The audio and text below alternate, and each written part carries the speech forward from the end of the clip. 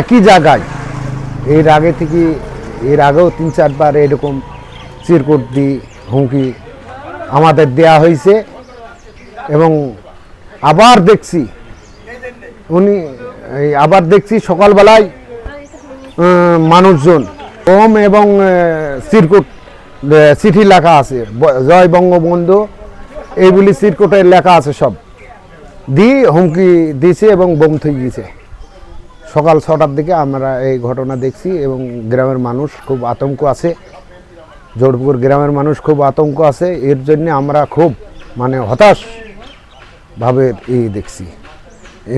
এর আগেও এই ঘটনা বারবার এসপি সাহেব জানে, ডিআইজি স্যার জানে এবং গাংনী মেহেরপুর জেলার লোক সবাই জানে যে এই জোড়পুকুরে এই অশান্তি বিরাজ করছে এই জোড়পুকুর গ্রামটা।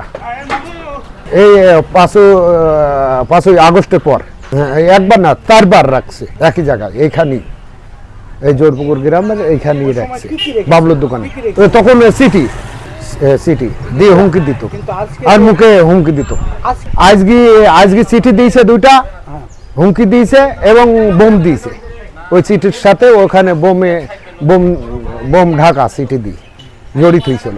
জি, আমি দেখলাম জয় বাংলা জয় বঙ্গবন্ধু। এটা কয়জনের নাম এটা আমি সম্পূর্ণটা দেখিনি, এটা প্রশাসন জানে।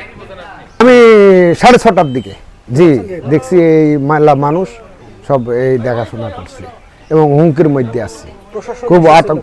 জি আমি তখন প্রশাসনের সহযোগিতায় গেলাম, প্রশাসনে বিভিন্ন জায়গায় ফোন দিলাম যে এই ঘটনা, জি তখন সেইগুলো না প্রশাসন এসে উদ্ধার করলো।